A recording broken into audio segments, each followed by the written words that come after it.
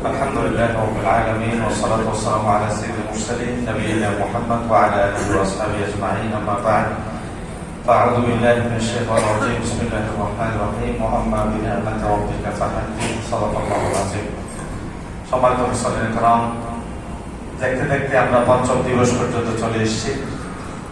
এভাবে করে মাহে রমাদান আর 25 দিন পরে দেখা যাবে শাওয়ালে আমরা পদার্পণ করছি। ঈদের দিন চলে আসবে, আমরা রমাদানকে প্রশ্ন করবো, ইয়া রমাদান লিমা শাহিদতুম লানা আম শাহিদতুম আলাইনা, তুমি তো আমাদের ঈদে দিয়ে চলে গেছো, তুমি কি আমাদের পক্ষে সাক্ষী দিবে নাকি বিপক্ষে সাক্ষী দিবে? সেহরি, ইফতারি, কিয়ামুল্লাহ, তাহাজ্জুদ, সালাতুত তারাবিহ যারা যথাযথভাবে আদায় করতে পারেনি তাদের জন্য চলে যাবে। যারা যথাযথ আদায় করে এই মাসকে গুণমাপের মাস বানিয়ে নিজেদেরকে জাহান্নাম থেকে মুক্ত করে জান্নাতীদের তালিকায় নিশ্চিত করতে পেরেছে, তারাও কিন্তু ঈদের দিনের মুখোমুখি হবে। ফেরেশতারা ঈদের ময়দান থেকে বলা হবে, বাউদা, দূর হয়ে যাও, ময়দান থেকে দূর হয়ে যাও, আজকে তোমার জন্য ঈদ নাই, ঈদ তো তার জন্য যে 30 দিন গুনাহ ক্ষমা করতে পেরেছে।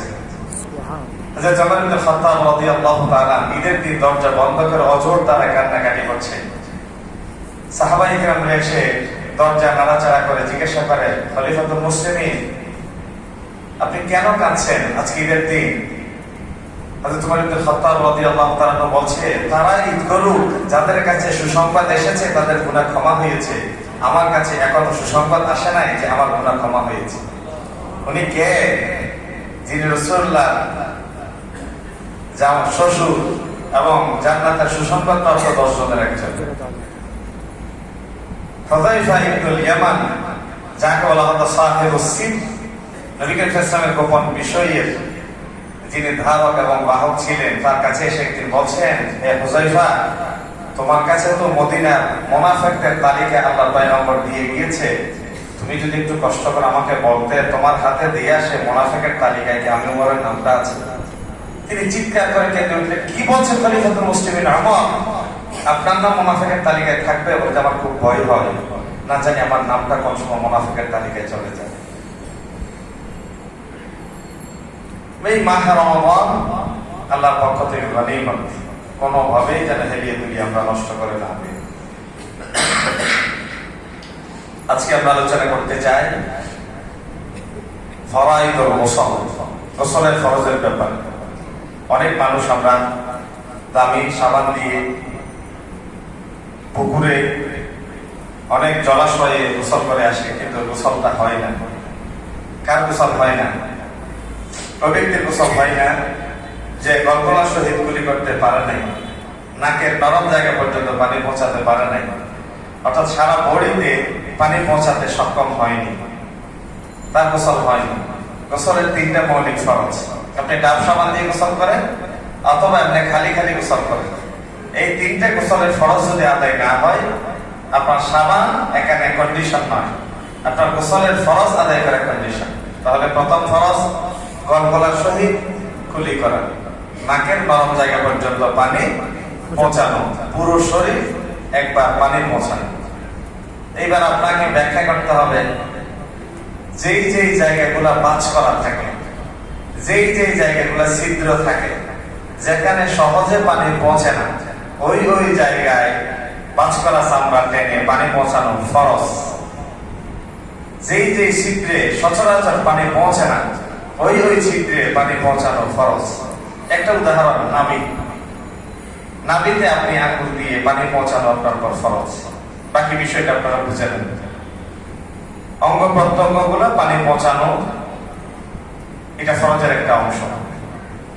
এই জন্য অনেকেই ডুব দেয়, দামি সাবান দিয়ে গোসল করে, চলে এসে মসজিদে নামাজ হয় নাই, গোসল হয় নাই, গোসল হয় নাই, যেহেতু গোসলের ফরজ আদায় হয় না। অনেকেই জিজ্ঞাসা করে, সবগুলোর একটা প্রশ্ন, সিয়াম পালন করবেন, গোসল ফরজ হয়েছে, কিন্তু সেহরিতে উঠেন নাই, তিনি রাত্রিবেলায় ঘুমানোর সময় সেহরির নিয়ত করে খেয়েছেন। তাসাহহারু ফিল লাইল ফাইন্না ফিস সাহুরি বারাকা, শব্দটা হচ্ছে সাহারি। শব্দটা কি? সাহারি, সিন হা রা, সাহরু। তাসাহহারু, তোমরা সেহরি গ্রহণ করো। আমরা সেহরি বলি, সেটা সংক্ষেপে। সেহরি গ্রহণ করা সুন্নাহ।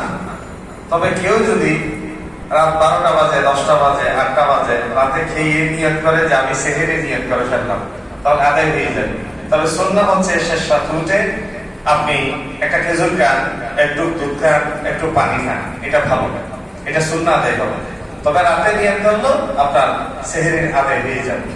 অনেকে গ্রামের সহজ সরল মানুষ বুঝে না, হুজুর আজকে আমি দুর্ভাগ্য রোজা পালন করতে পারি নাই। হাই হাই, কি রোজা পালন করতে পারেন না? বলছে আমি হুজুর সেহরি খেতে পারি না। বলছে সেহরির সাথে ভাই রোজার কি সম্পর্ক? সেহরি তো একটা সুন্নাহ, রোজা তো ফরজ। নবী করিম সাল্লাল্লাহু আলাইহি ওয়াসাল্লাম ভর দুপুরে একদিন একজনের কাছে গিয়েছেন, ইয়া রাসূলুল্লাহ কিছু খান। বলছে আমি এখন রোজা নিয়ত করলাম।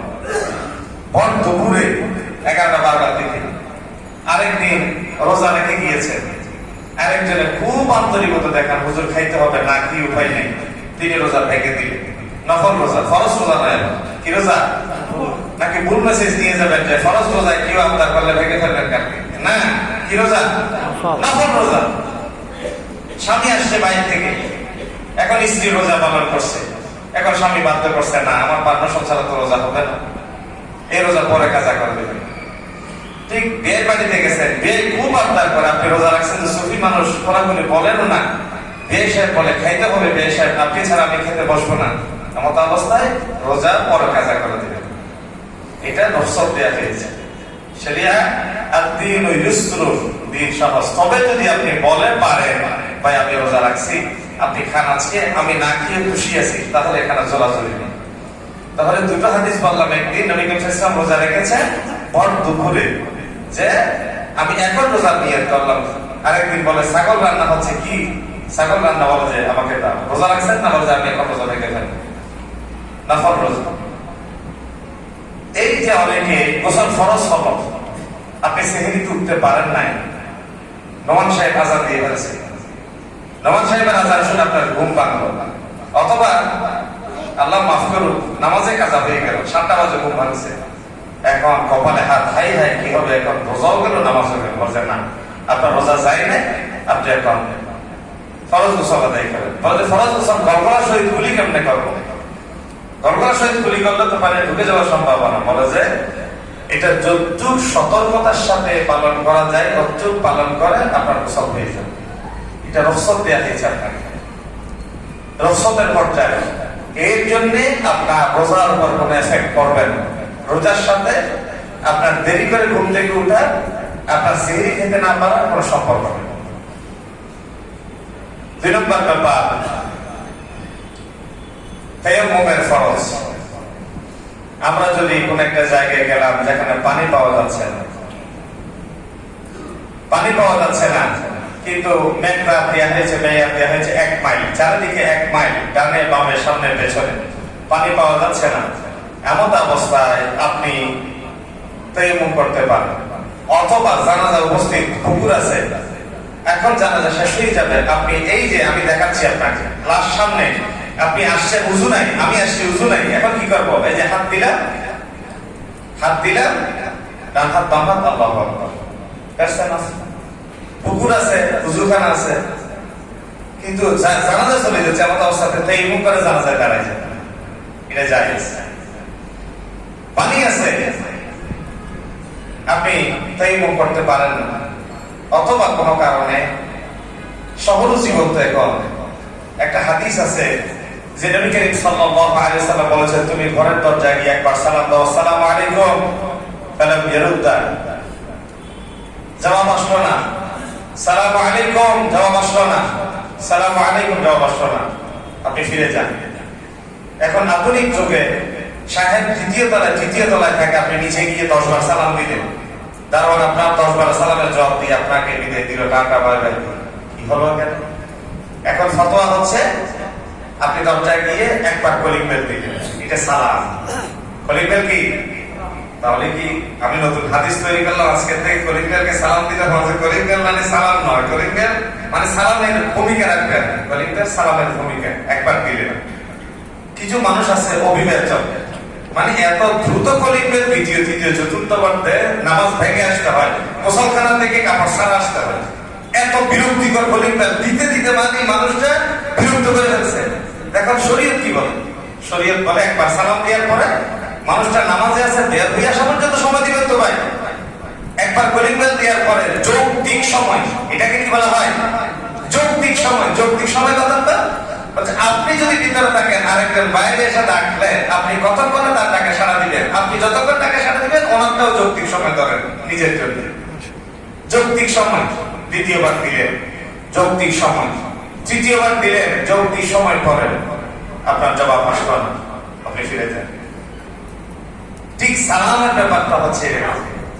তাইমুম পানি পাওয়া যাচ্ছে না, আপনি তাইমুম করেন, তাহলে তাইমুমের তিনটা ফরজ। এক নাম্বার নিয়ত করা, এক নাম্বার কি গোসলের নিয়ত নাই, তাইমুমে কিন্তু নিয়ত আছে। দুই নাম্বার হাত পেরে মুখমণ্ডল মাসে, দুই হাত বাম পায়ে, ডান হাত বাম হাত, গোসল ফরজ, উযু ফরজ। আল্লাহু আকবার, শেষ। ক্লিয়ার? তাহলে পানি যদি না পাওয়া যায়, অথবা পানি রাস্তা আছে, ট্রেন চলতেছে 100 মাইল বেগে, গাড়ি চলতেছে 100 মাইল বেগে, ড্রাইভারকে থামাইতে বলতে বলে আপনি প্রাইভেট কারে যান নাই কেন? আপনার জন্য কি এখানে 10 মিনিট 15 মিনিট দাঁড়িয়ে থাকবে? এখন কি নামাজ কাজা করবেন? আপনি গাড়ির সিটে হাত মারেন, গাড়ির সিটে হাত মারলেন, আল্লাহু আকবার, গাড়ির সিটে হাত মারলেন, আল্লাহু আকবার, নিয়ত করেন। এখন নিয়ত করছেন পশ্চিম দিকে হইয়ে, গাড়ি যাচ্ছে পূর্ব দিকে, কিছুক্ষণ পরে আপনি ফাইনামা ধরবে ভাষা মওয়াজিহুল্লাহ, এখন গাড়ি পূর্ব দিকে হইলো, ক্যাবলার দিকে যে নিয়ত করে আল্লাহু আকবার করছেন, গাড়ি যেদিকেই যাক এখন আল্লাহ আপনার, আল্লাহ সব দিকে আপনার জন্য হয়ে গেল। সুবহানাল্লাহ বলেন। ওয়া মা আলাইহিল বালাগ। আসসালামু আলাইকুম।